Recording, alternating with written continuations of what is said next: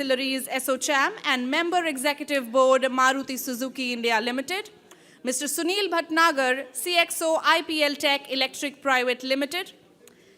And to moderate the session, I would like to invite Mr. Pritesh Singh, Specialist CASE and Alternate Powertrains, NRI Consulting and Solutions India Private Limited. I invite all our panelists to please join us on the dais. Let's have a huge round of applause, ladies and gentlemen. I would now hand over to our moderator, Mr. Pritesh Singh. Over to you, sir.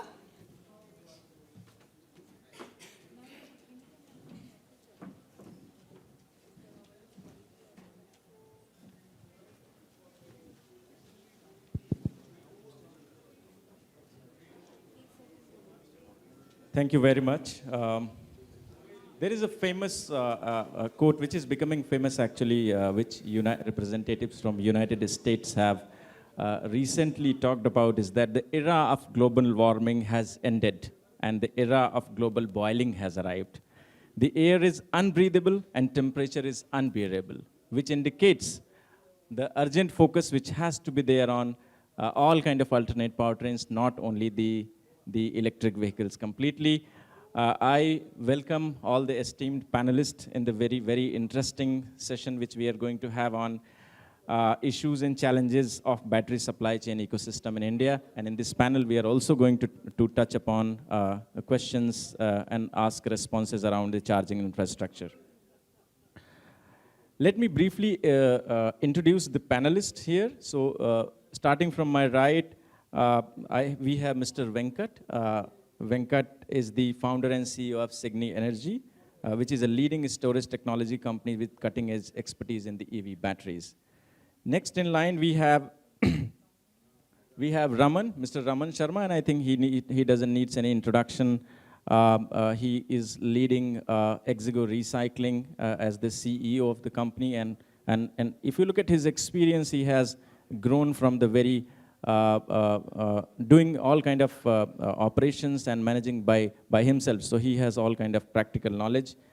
Moving on, we have Mr. Atul Arya. Atul Arya is currently driving Panasonic's energy storage business in India and emerging nations. He has been associated with Panasonic approximately for 7 years now, overall experience of 20 decades, I think. It's a very great opportunity to talk about the global company's perspectives as well in this panel discussion today. Then we have Mr. R.S. Kalsi. He's the member executive board, Marutisuzuki India Private Limited, approximately 45 years of industry experience. Started with Tata Motors with a decade, and then spent around 35 years of 35 years with Maruti Suzuki. So in a way we can say he probably knows all what happened around the automotive industry in India. Then on my left we have Mr. Vikram Handa. Vikram is the founder and chairman of Epsilon Group, and I think he has been in news recently a lot for investing in United States and advocating the development of this upstream supply chain of management, and has aggressive plans around anode, cathode, electrolyte, and separator manufacturing in India. Next in line, we have Mr. Ripunjay, who represents, he's the Director Sales Eton India. He has been a professional with around 25 years of experience across sales, marketing, operations, and strategy. And now he heads the operations of the company around battery safety, charging infrastructure, and the key initiatives. Then in the end, we have Mr. Sunil Bhatnagar. He's again the representative of a company which makes commercial vehicles in India, the electric commercial vehicle, the unique one. And we can get his opinion around overall issues and challenges from the OEM perspectives. So I'd like to begin so first of all, I welcome all of you, and I think we are a number of people, so and a variety of mix in which you can find the OEMs, the charging infra companies, battery manufacturers, and then the component manufacturers also. So I would like to begin with you, Mr. Sunil, and my first question to you is basically, we have been talking a lot about the electric vehicle growth in India, right? Especially the moment the moment we had a lot of growth in two-wheelers segment, especially when the incentives were hiked. A significant growth has been there in two-wheeler, three-wheeler passenger cars, as well as the commercial, not commercial vehicle, the buses segment especially. One question is like, okay, do we have the enough supply? What challenges OEMs are facing towards the supply security? So there are issues, right? For example, safety is an issue, very good quality component issue, dumping from different countries is an issue. So first, I would like you to talk about what challenges OEMs are facing in terms of the supply security, and how do you see in future that issue being addressed? Yeah. Hello. I'm in lithium industry for last around 12 to 14 years now. We started slightly late in India. Actually, this electric vehicle is very prevalent in outside world. We started slightly late. So now we have issues because that kind of industry was not here to make the components and all that. So it was quite new to us when the policy came in for electric vehicles. So we were not making the lithium cells. We were not making high kilowatt motors. Small motors were available. Similarly, there were challenges with the BMS and the controller and all that. So slowly and slowly it picked up. With FAME 1, slight pickup was seen. And with FAME 2, it is seen that quite a good pickup is coming now. And government simultaneously came with the PMP program. So in phase manufacturing program, things are coming up now nicely. Now, what are the major challenges? Basically, the major challenge is the lithium cell. Because in any electric vehicle, the cost of battery is close to 40% approximately in most of the vehicles. And we are not making the lithium cells. So that is the biggest challenge. And like in between, there was a COVID, so you can't travel even to China for 2 years in between. So what quality is coming and what compromises have been made in quality, you don't know. You have to pay 100% advance and bring the material. So those challenges were there. So that was a big challenge. And still that challenge remains because you don't know, because some very high discharge application batteries are there, like we import C5 cell or C3 cells for high discharge. And what kind of cell is coming to you, you don't know. So, secondly, the temperature conditions are very different. So these cells are made at 25-degree temperature. When we say that this is the capacity of the cell, then we assess at that temperature. So all those issues were there. So a lot of thermal issues came in between due to that, because India is a hot temperate country. So of late we have seen that new revisions has taken place under AIS 156 and AIS 038. So now government has changed the things because a lot of thermal issues were coming earlier. And a lot of trading people have also come because it is not 100% professionals who are doing the batteries. So a lot of cost cutting and other things were happening. So compromises were being made in BMS, the values of the BMS and all that. Otherwise, I don't think that any battery will fail if your BMS is very good and has the proper value of component and everything. So battery should not fail in that case. So these all are the main challenges what we see. Yeah, Mr. Bhatnagar, you rightly talked about the key challenges which are mostly revolving around batteries, right? Because battery safety is the issue, and mostly it is emerging because mostly it is components are imported. That is one question. That is one issue. At the same time, whatever component manufacturers are there in India, they are not finding the big scale procurement orders. Even if you have the manufacturing capability, you don't have somebody who is ready to take the orders. Until or unless that capacity building happens, localization becomes a very big challenge. Now, in order to address this issue, we really need a company which is the market leader in India, comes up in a big way, right? We have been hearing a lot of news, Mr. Kalsi, since several years, right? You announced that 50,000 electric vehicles are going to be there within 2-3 years. Then you tested 300, and you did not launch any. Now, today, Mr. Bharti talked about very aggressive plans, next year introduction, and 6 to 7 models coming up in very short period of time. Do you think entry of a company like Marutisuzuki, which basically can play on the scale, will help localizing as well as ensuring the quality of components, because you have the volume, so you can put a right kind of mechanism, check mechanisms to ensure the good quality of components, including battery, motors, inverters, if you can talk.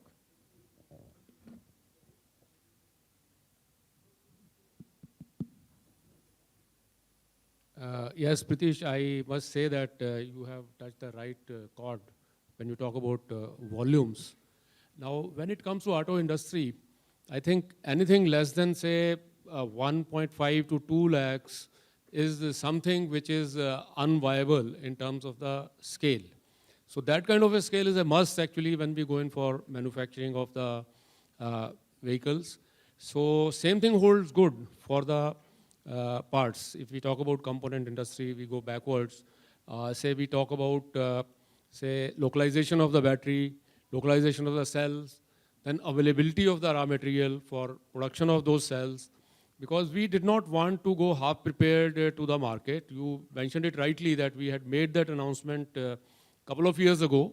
However, the entire ecosystem around us was not ready for production of EVs. So having said that, I would like to say that there would be other challenges like, say, permanent magnets which are required for the motors, then the converters, and most important, the high voltage parts. Say, as OEM manufacturers, we are quite used to localizing the parts at a very fast pace in a very agile manner. However, industry does not have any experience, the component industry, supplier industry, towards manufacturing of the high voltage parts and their elements. So this would be another challenge. And certainly, the investments involved in these component manufacturing would be very large. And again, it's linked with the volume. Economy of scale has to be there. So one of the points here I want to put forward is that hybrid. Now, hybrid has been like a bridge between, say, internal combustion engines and the EVs. Now, if we promote more hybrids, maybe it gives us a sort of prior experience towards manufacturing the batteries and the related parts, and also it leads us towards economy of scale in terms of the volumes. Hybrid, I would like to say that say 60% of the time the vehicle runs on the battery, and the efficiency of these vehicles is as high as 45%, more than the ICE vehicles in terms of fuel economy. And then these are self-charging. So even before we are ready with the full-fledged charging infrastructure across the country, we can proliferate the hybrids because of their fuel efficiency, as well as the way this will support the volumes in terms of moving towards EVs. So that's what I wanted to say at this point of time. Of course, I'll get back to you on more points later on. One follow-up question, Mr. Kalsi, on that is that under FAME 1, mild hybrids and strong hybrids both were incentivized. Incentives were very less, although. Now, around hybrids, I think the taxation becomes a problem, right? The taxation is structure, the philosophy behind putting this structure on the basis of length of the car engine classification, which only India has, by the way, nobody else has. So I think once, and I also believe that making less than 4-meter hybrid cars are not possible, if my understanding is correct. So what is your opinion about, I think until or unless this taxation is not changed, I showed that in my presentation also today that taxes are much lower in outside India, much higher in India. So how do you foresee a possibility of changing this taxation structure, or there has to be a separate policy mechanism to promote the hybrids? Yes, I think, again, a very good point.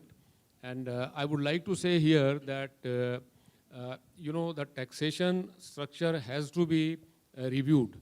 And particularly when we are going in for FAME 3 scheme, I think our first humble request would be that whatever incentives government was giving, whatever meager those were, they should continue. And then we will talk about, say, tax rebates and more subsidies on promoting hybrids, because certainly, they leave less carbon footprint. And it's very important that government comes out with a long-term policy so that auto OEM and the component manufacturers, they develop a confidence in terms of putting their investments And also they are able to maybe foresee or envision the kind of, say, scales that we can achieve with this kind of, say, approach by the government. So a long-term policy on this front is very, very important at this point of time. Yeah, that we actually highlighted in our study also that at least a decade of policy clarity with some definite targets of different powertrains has to be there. Now I will move to Venkat and take a response around a question, right? Mr. Kalsi talked about, like, let us assume that all the OEMs, top 5 OEMs, let's say, in India comes up. I'm talking about the passenger cars mostly. Come up with the electric vehicles, industry gains a lot of volume, and let's say for a tier 1 manufacturer or a battery manufacturer, it becomes a good case. In that scenario, don't you think every OEM is going to have a different battery chemistry in different vehicle segments? And that becomes eventually a problem, not only for a supplier, but also a recycler like Mr. Raman Sharma? Yeah, I think it's a good question, Pritish, but I'll tell you my thoughts on this. Battery as a technology has been constantly evolving, right? And we all truly believe it's going to continue to do so for the next decade or so, right? We are already talking about, in the morning, we talked about how the anodes are getting more high silicon anodes, which is basically transforming into a metal anodes into a pure lithium anode. And more technologies are happening on the cathode side. Similarly, on the electrolytes, you are talking about semi-solid and solid state for more safety and higher energy density. So given this as a background, right, where the technology is going to be constantly evolving, I think it would be imprudent for us to sort of say that we are going to go with a single technology, right? Whether LFP or NMC or anything. I think we as a country need to be prepared for such changes in technology as it happens in future. And not only that, we should be in a position to intersect that few years ahead of time, right? A lot of manufacturers are talking about putting up cell manufacturing in India based on the technology which is already there. But by the time these plants are going to be up and running in the next 3-4 years, you would have actually, the technology would have moved ahead. Very similar to what has happened in semiconductor industry, for example, right? Between a 25 nanometer to a 70 nanometer to a 7 nanometer. So it's a very tough problem, but I would still believe that there is going to be multiple technologies which is going to be available. I'll stop there. Then in that case, Venkat, don't you think this aggressive targets, what we talk about, 80% conversion, 70% conversion, 30% conversion, is not very realistic target with this kind of evolving technology? I don't think so, Pritish. The reason for that is for those of us who are in the solar industry, for example, right? I remember 2009 when we had this first JNNSM scheme. To even set up the first, they were all at 1 megawatt capacity, right? And there were about 15, participants there. And when we set a target of can we go to a sort of a 1 gigawatt, okay, seemed an Herculean challenge at that point of time, right? We talked about how the technology is going to be changing, how the cost of solar panels were very high, and how recycling is going to be a problem. But if you were to sort of equate that to a EV or a battery industry, a lot of analogy holds true there as well, right? Initially, I think to get that off the ground, to get to a tipping point is the phase we are in, right? Which is the most difficult phase, right? There are going to be startups, established players, new technologies, old technologies, and so on. But I truly believe that once the tipping point happens, for us to move from this 5 million to 10 million to 15 million can happen fairly quickly. Mr. Sinha was talking about how the states had taken 29 months to get to the first EV policy, and the next 13 states had come in the next 29 months. So that's the sort of tipping point. So that's what my Yeah, please allow me to ask one more follow-up question. That is around how do you see different segments emerging in terms of the battery chemistry? So for example, let's say two-wheeler currently is on such kind of chemistries, and in future looks like, let's say, only one chemistry or set of different chemistries. Given the current level of industry development, your opinion about all kind of vehicle segments, very briefly. Yeah, so briefly, so I think, I think your report also I was reading, I think it was articulating it very beautifully. Today, two-wheeler industry is more focused on higher energy density. They have a little, space constraint. Predominantly, I think still they are in the NMC chemistry, right? NMC also has multiple variants. The high nickel variants, which is with the nickel at 532 or 811, is the direction that industry is going towards. I'm very sure Atul will speak about it much more, than I could do. And of course, three-wheelers and, larger form factor vehicles are still at LFP. There are variants of LFP with manganese which are available as well. But my thought is that all of this is going to be continuously evolving, right? So clearly what holds true as on today may not hold true 3 years down the line. I think the right thing what we need to do is make us up to date with that, and then do not ourselves sort of get bogged down by any of the technologies which are looking back. We may need to be looking ahead actually. Yeah, thank you very much. You indicated, Atul. So I'll ask next question from Atul is that, Atul, when I started my career a decade back and I started researching about India and global market around electric mobility, as part of that consultation, some of the consultations, I was meeting some government officials. Since then, there is one very, kind of perception that until or unless larger battery manufacturers like Panasonic, LG, or those kind of companies are not entering in India market, probably if they enter that, then it becomes probably easier in terms of the technology transfer. I will also talk about why as part of industry as well as the government organizations believe that if I talk about the success of Maruti Suzuki in India, they also have been driving all this on the basis of technology collaborations from Japan, Korea, and other markets. So that becomes essential. Now, there was a PLI scheme in which Indian startups participated and they got awarded. There are traditional companies like Exide, Amara Raja. They have announced entry in Indian market with very aggressive gigafactory plans. Companies like JBM also have plans. Maruti Suzuki itself has a plan. But why global battery manufacturers are actually not entering in India market? So companies like Panasonic or LG or all kind of major organizations are not entering in India market. Probably they need to have a specific location from where they go for the global purchasing model. So why India is not featuring into that global purchasing model destination? I should have seen this question coming.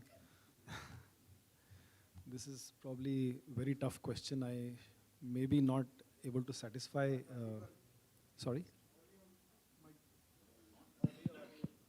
Can you hear me? Okay. So I may not be able to satisfy the curiosity of yours and the others completely, but let me attempt. So first of all, I would also touch upon what you were talking to Venkat about existence of multiple chemistries, and partially answer lies there. We don't manufacture the whole spectrum of chemistries which are there. We manufacture only a sub-segment of that. Therefore, the market size itself is not as large as we read in the newspapers or in the headlines saying that India has so much of lithium-ion demand. And so it doesn't mean that the whole of market is available to any one company. It is a market which is available to multiples of companies. Therefore, we have to be very careful in assessing the threshold where we feel that this is a business decision to be made. As Panasonic, maybe I'm just a little bit digressing, but we have around more than 18 factories in the country manufacturing multiple different products. And honestly, there was no PLI for any of those schemes. We just decided to set up these factories in India because we felt the market was right, it was economical. So eventually, all the companies, whether we or our competitors, global, local, they're all business companies. They have shareholders to answer. They have investments to be evaluated purely on financial and other parameters.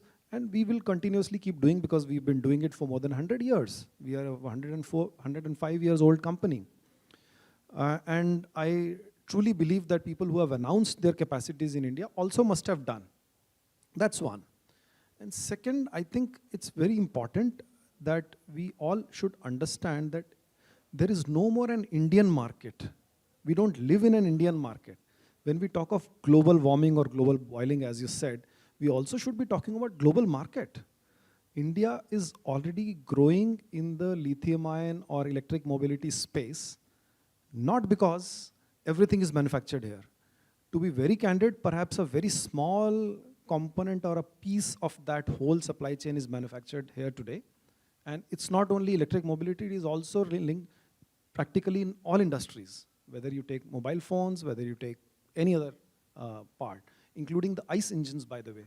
There is a PLI even to support the auto industry, which we are all very proud that companies like Maruti, likes of Mr. Kalsi, who have experience almost of my age, So the industry is as old and a very large contributor to the Indian GDP. But still we have come out with a PLI, which means that as government, as country, we saw that a significant part of components is not manufactured here and we should incentivize. Therefore, we should all understand it's a long drawn process. It's not going to happen overnight. And it doesn't mean that no company, global or local, is interested or not interested. I think everybody is very carefully watching this industry, this country, how we are growing. But there are ifs and buts. One of the examples I can give you is that this sudden change of FAME 2 subsidies from 40% to 15%, 15,000 to 10,000. And we've seen the numbers have come down almost 45 to 50% down. So you were asking about supply chain, the reliability.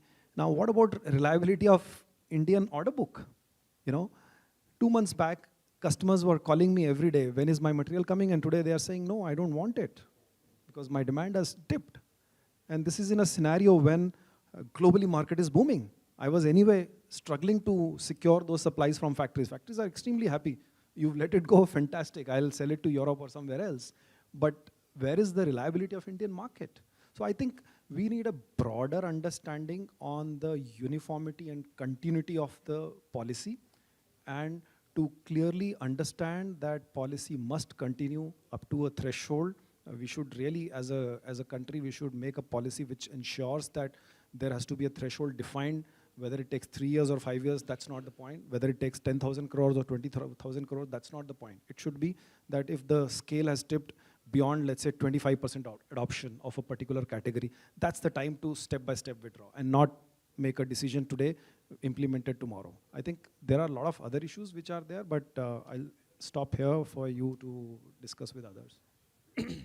You were very candid in saying that you will attempt it, but you answered it perfectly. And I picked up few keywords from your answer. Is that Vikram, Atul talked about mostly supply security, and he also talked about we should not look at India as an India market, right? We should look entire thing as a global market. So I think recently you have also gone out of India and investment. If I go by the news articles, probably you definitely have supply contracts also in those countries. So how do you look this entire thing, whether any company who is investing heavily in this domain should consider this as the India market specific approach, or you should have more towards a global approach? You first secure supplies outside India, and then whenever there is opportunity, you come to India. Thanks. So, this truly is a global industry. Whether you look at downstream of buses to cars to two-wheelers or pack, cells, anode, cathode, or even lithium and nickel and mining, right? So we as a company have struggled over the last 4 years because not only us, all battery material companies, anode, cathode, electrolyte, foil, are sitting on the fence and waiting to see what happens in India. And I think a lot of the value chain has been sitting on the fence waiting. Right? Some people took the plunge, like an Ola took the plunge and committed to create the value chain. But a lot of bigger OEMs have waited to see, is the market ready? And rightly so. India is a big market, very price sensitive. While it's a big market to address, you have to get your product right, you have to get your pricing right. So we looked at the business that, look, this is going to be a global business. It's heavily dominated by China. let us build an India business to cater to the international market because that market is booming faster. So today, if you look at, for example, just a GM, right? GM goes out to LG and says, look, I'm going to electrify these many million cars, and that means I need 50 gigawatt of cells in the next 5 years. Come on, here's a contract, start setting up factories. That really means maybe it's the Inflation Reduction Act or policy front also, but that really gives a huge boost to the industry and starts nudging things ahead. And at a very fast speed. Then suppliers come down and start, cell companies start talking to everyone and asking, okay, where's the anode, where's the cathode? We're willing to give you bigger offtakes. The struggle in the Indian market is that we are discussing with Indian customers and they're talking, look, we'd like to buy 500 tons a year, 1,000 tons a year. And the anode and cathode industry also requires scale, just like car manufacturing, like Mr. Kalsi said. So if you cannot set up a 10,000 ton anode plant, it's not viable, right? You might not be competitive. Today in China, a plant starts at 100,000, right? And the companies are going up to 500,000, one single company. We are talking about a 10,000 ton plant. 10,000 ton plant can feed 10 gigawatt hours. So is there a customer in India ready to take 10 gigawatt hours? No. Will he be there in 3 or 4 years? Yes. So we believe that we want to build our business and build it really to scale to be globally competitive, but cater to international markets. But also it's very important that an auto OEM have a plan. Look, I plan to electrify 5 million cars. A cell company have a plan. I plan to produce 50 gigawatt hours. And an anode and cathode company also have the plan that, look, we will produce 20,000 tons and 30,000 tons, and we'll keep growing as you grow. And that's our 5-year roadmap. And that's really what's happened in China. Clear policy has pushed CATL to develop the whole ecosystem, BYD to develop the whole ecosystem. So there are challenges, but I think in challenges also lie opportunities.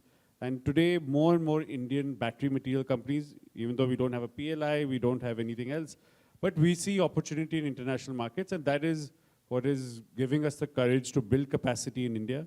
We have announced a $650 million investment in the US to build a plant for US auto OEM. But what's more important is we have announced a 9,000 crore investment in Karnataka to build an anode plant, right? Because our idea is to build in India, cater to international markets, maybe 3 or 4 years later, move that business to a local US plant. And at the end, India is for India. Because we believe in the Indian story and we believe this ecosystem supply chain will really develop in the next, say, 4 to 10 years, maybe not in the 1 to 2 years. Thank you very much, Vikram. I think this question of scale is a very, very important question. When PLI was formulated, I think then there is a lot of feedback, right? Why MSMEs are not included as part of PLI scheme for batteries. Now, I think the philosophy behind not including them or putting a very high barrier so that only larger companies come up with investments is that you get that scale. And for getting that scale, you get the incentives. So your perspective about that, first of all, is it a good way or there has to be some changes in currently ongoing policy for battery manufacturing, PLI for ACC, and also to solve the challenges for manufacturers like anode, cathode, electrolyte, separator, or other critical components, if a separate PLI scheme is considered by government, is going to really help you to scale up and also help you to even go outside India and have lucrative deals. So Mr. Sinha's left now, but I can say this. I used to visit him about 3 years ago before COVID and, really tell him, sir, we need support, our industry. We want to build anode cathode in India and there's no policy for us. And his outlook was that, look, we are subsidizing cell manufacturing in the ACC PLI. So those guys should pass that benefit down to you, right? And my argument back used to be that, look, he is going to start off at 1 gigawatt hour, 5 gigawatt. He himself is not competitive. He needs your support.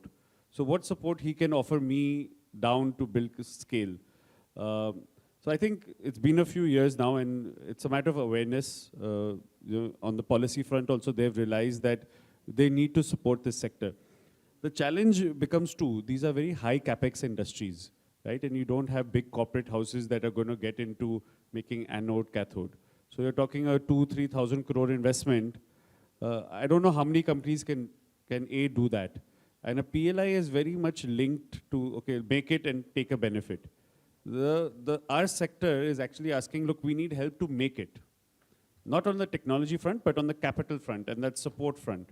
Customers should give you an offtake, you should be competitive, you should obviously make the material that they need, that technology is your responsibility, but we need your financial help to get our feet off the ground, and then we can keep growing as the customers grow. The challenge becomes a PLI scheme for a sector. Anode requires different, cathode requires different. Some want import subsidy, some want a power subsidy, some want a capex subsidy. So it's not easy to come up with a PLI like you would in steel or cement or auto. That's one challenge. The other challenge remains, now more and more awareness is upstream.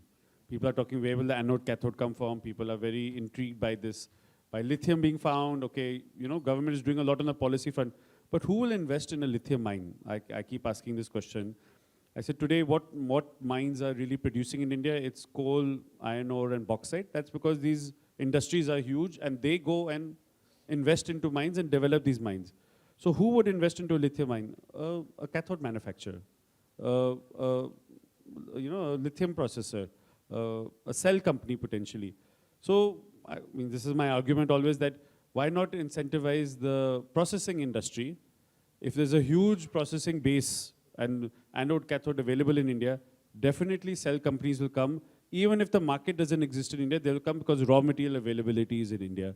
And these companies, to be more competitive and scale up, will go and invest into mines. And that's really what China has done, right? Huge processing industry, invested in mines in Africa, Australia, and kind of developed that whole upstream value chain. So I think some more, like say, focus is required on which part of the value chain do you really boost, and what will be the effects up and down a little bit if we do that. Yeah, thank you very much for the insights. Now I will ask a question to Raman Sharma. Raman, you remember, I think 5-6 years back, we had first round of meeting, and Raman has a very aggressive plan that I'm going to put up such kind of factories, and let me say this, I did not probably believe that. But when I visited again your factory last year, you have a very nice recycling facility, and you are doing actually the recycling. So first of all, congratulations for that. Thank you. But I think the challenge is bigger. You also have a very big challenge, right? In comparison to others, I can say that bigger, that currently batteries are imported. Some manufacturers are doing cell manufacturing, battery pack manufacturing in India, different locations, different battery chemistries. So many things are coming to you. So how do you plan to manage the effective recycling of all different kind of mix of batteries? First question. And second question is, how you are going to make this profitable, because NMC has a different set of challenges in terms of cost, LFP, whether it makes any sense of recycling and selling. So your perspectives around these two things. Right. So for your first question, I believe definitely the matter of complexity in the waste stream is a very big challenge for us. So primarily, if you look at the battery packs that we are receiving today, a lot of those battery packs are coming in from prototypes. A lot of those battery packs are coming in from the initial set of vehicles that were rolled out, and a lot of production rejects, etc. The waste stream is extremely diverse, not only in terms of chemistry. I mean, we can segregate NMCs, we can segregate LFPs, we can segregate LCOs coming in from consumer electronics, primarily from pouch cells. But even beyond that, the challenges remain in terms of the structure of these individual chemistries. Having a recycling process, that is extremely chemistry agnostic is a very big challenge today. I mean, as a recycler, our wish list is, on the top of our wish list is to have a recycling process wherein we simply unload all the cells in one, on a conveyor, and everything goes inside, a mechanical process, and we are able to extract the cathodes, the anodes, the copper, the aluminum, and the electrolytes, etc. And then eventually we have a beautiful downstream hydrometallurgical refining solution that can refine everything. And this, often overused term is battery grade material. Let me be very clear on this. Today, as far as recyclers are concerned, it's not possible for us to create battery grade materials. As in, we cannot become a precursor supplier today. It's going to be a long journey. Perhaps direct recycling, which will take the hydrometallurgical route at the moment with the given access to technology, maybe going forward in the future. So, I mean, the other day I at Mr. Atul's office a couple of days back. So we had a discussion with this team, and the idea was, let's plan for something 5 or 6 or 7 years down the line. Right now, the volumes aren't big enough for someone like Panasonic, and subsequently for a recycler, wherein we can plan a much more direct approach to recycling, where we can have dependable waste streams coming in from a particular application or particular type of cell or a manufacturer. So definitely the challenges remain, and I think it is the biggest challenge in terms of designing a process. But there are a lot of solutions being worked out globally. There are a lot of solutions being worked out across various academic and research institutions in the country. A lot of recyclers have come up with a lot of innovative solutions to make sure that if not fully, then at least to a large extent, we are able to have reduced sensitivity to varying chemistries or structure, shapes, etc. And overall, as a recycler, we are required to recycle LFPs, nickel metal hydride batteries, NMCs and LCOs. We can have some sort of standardization which will translate to a scale in some part of the operation. Maybe we are not the best at recovering the cobalts or the nickels, etc. But perhaps we can be the best, or one of the best at recovering lithium. And all these chemistries have lithium in common. At least that's the approach that we have adopted now, going forward. And at least in one part of the process, that will enable us to achieve scale and be extremely competitive. With the current scenario, with the current commodity prices, recycling has become a very big challenge. And to answer your second question in terms of how we plan to do this, so again, through standardization, through scale, we can definitely achieve viability and solve this challenge. But one thing I must mention is we need a lot of support from our upstream and downstream partners. So we need guarantees in terms of offtake agreements. We need guarantees in terms of supply agreements. Again, we are talking about multi-million-dollar investment by a recycler. 3 or 4 years ago, at a lot of parties, I used to introduce myself as a recycler, and eventually, the reply was, scrap ka kaam karte ho. So I mean, we are still dealing with that mindset, and we are still coming out of that scale of a small-scale industry.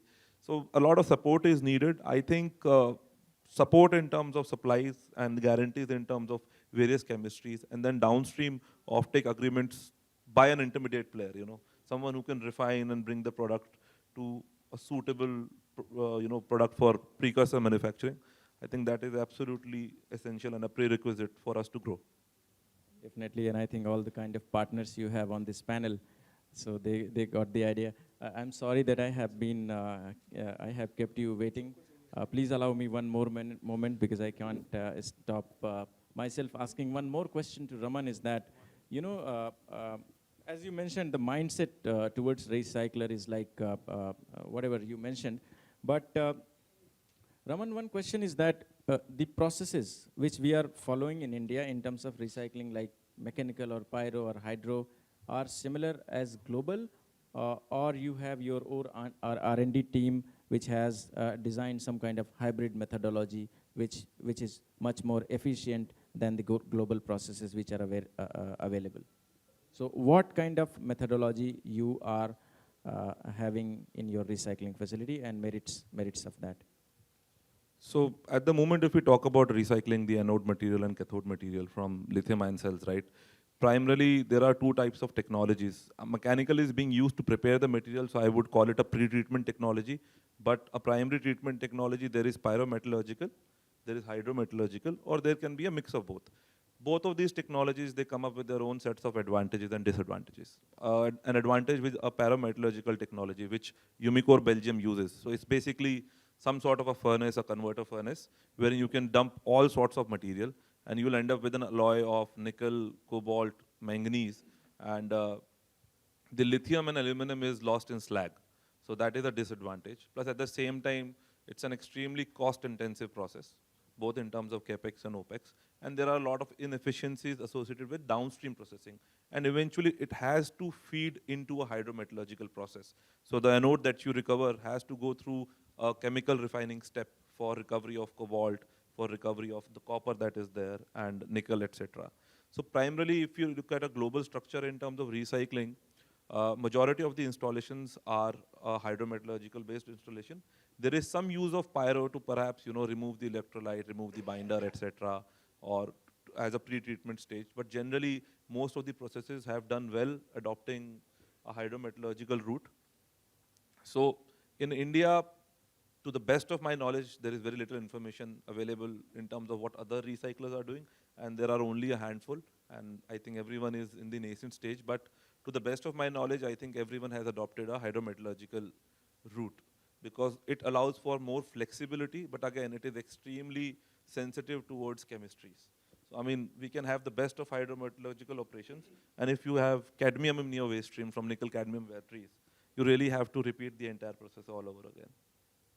Thank you very much, Raman. Now, Mr. Parikh, my question to you is that I was going through the company profile of Eton, and I understood that you have a very unique solution of renewable energy-based charging. And if a vehicle is available, that can be charged. If vehicle is not available, the energy can be stored, and eventually the vehicle can be charged by that stored energy. So do you think such solutions are going to find a place in India and eventually solve the challenges around the charging infrastructure, and in turn making the entire movement really green, which probably is a debatable point whether it is completely green or not? Thank you. So, Eaton, yeah, we are a global multinational. We are an intelligent power management company working in the space of power distribution to the users. And we play a very active role in the EV charging space as well as, let's say, in the e-mobility. So, while we talk so much of battery, I'll talk a little bit of the EV charging infrastructure. At the same time, I will only add one point to the batteries that, the batteries are very unique. They generate DC power as compared to what we have in our home is an AC power. So that requires a very special protection. Normal protection is of no use, and that's where special DC circuit breakers, DC devices are really required to be engineered. And that's where Eaton plays a very critical role.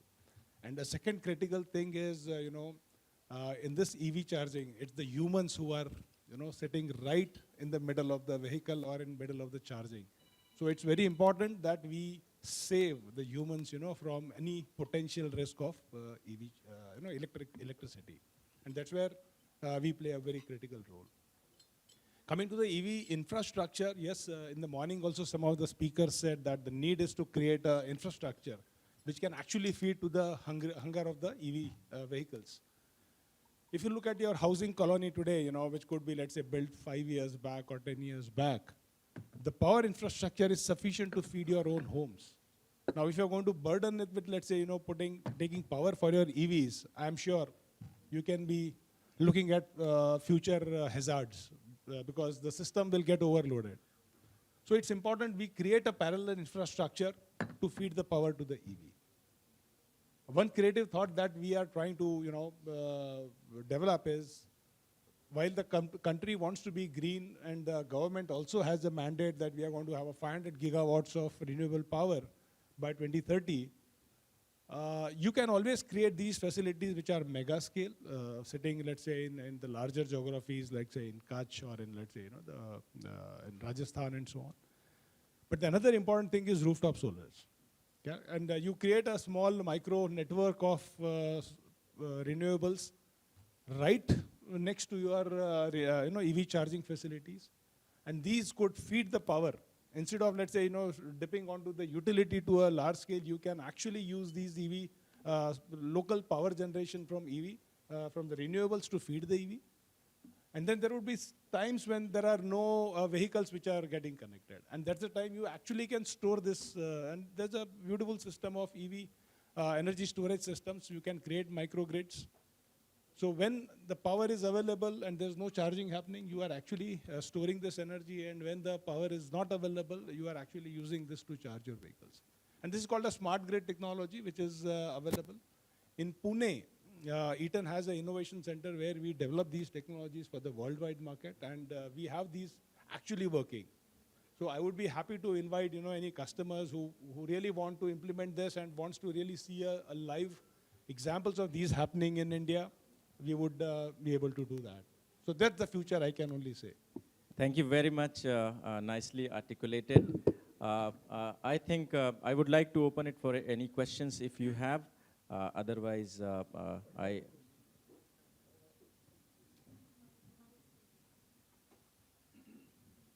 you can tell your name and to whom you are directing your question.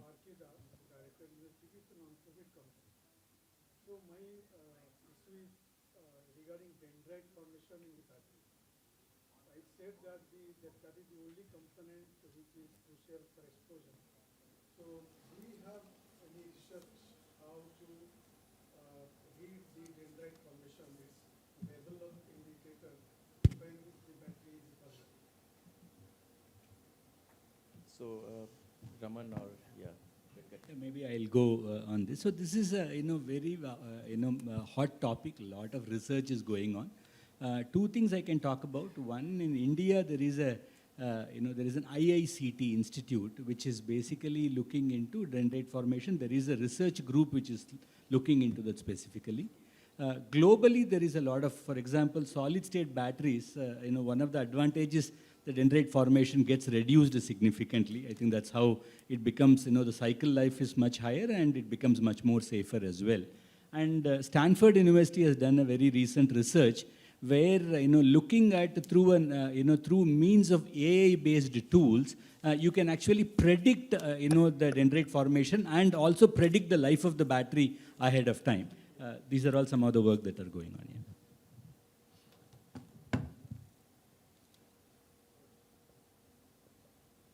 Please pass the mic.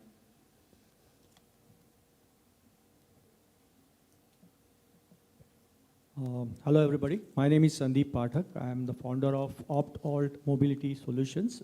It's an EV startup. So I have two questions basically. One is for the entire panel.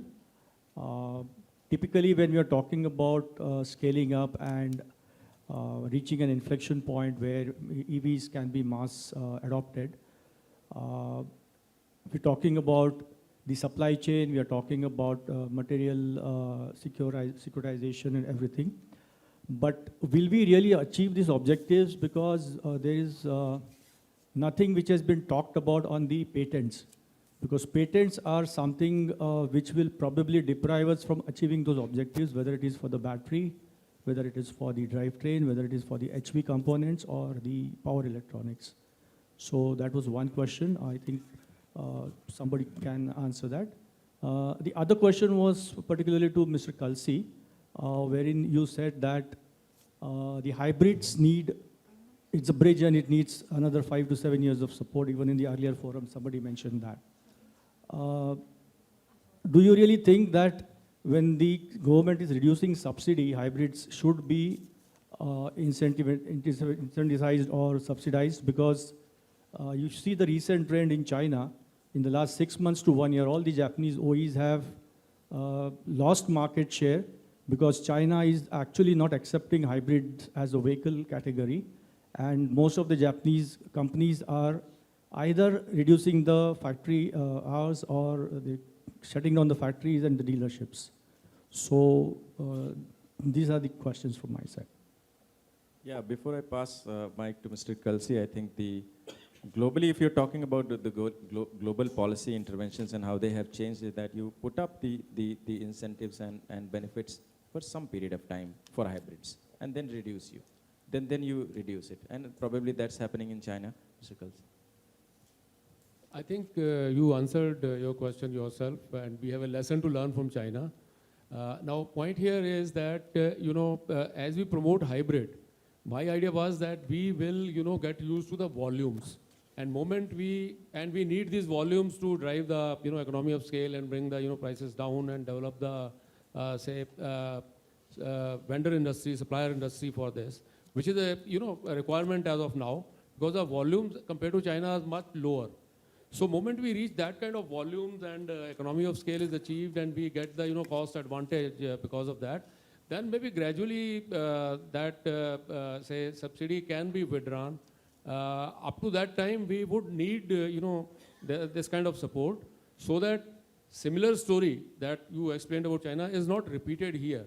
And we are at a, volume level where we are able to, drive the cost advantage, and also we are able to switch over to high volumes of EV production. So that's the way it should happen.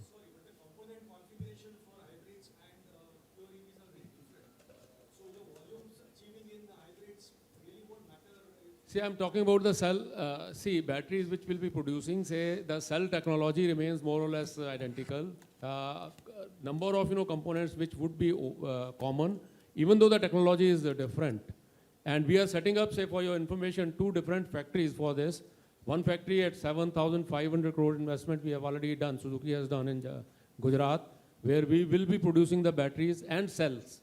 And we have started exporting also from there. The second battery plant, which will be purely for EVs, the foundation stone has been laid by our Honorable Prime Minister in last September.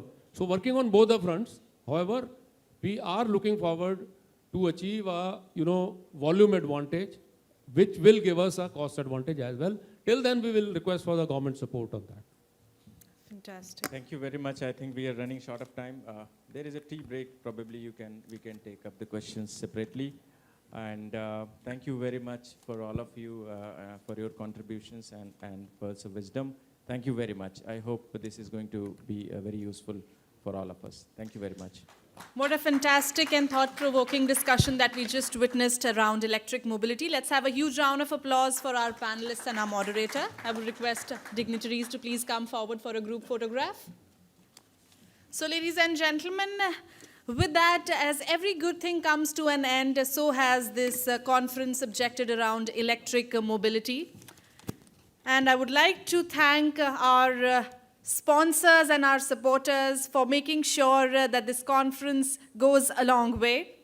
Conference partner, JBM Group, co-sponsor, Marutisuzuki, supporters, Cleon, Sun Digital, Prem International, and our knowledge partner, NRI Consulting and Solutions Private Limited. Let's have a huge round of applause for our partners and our sponsors.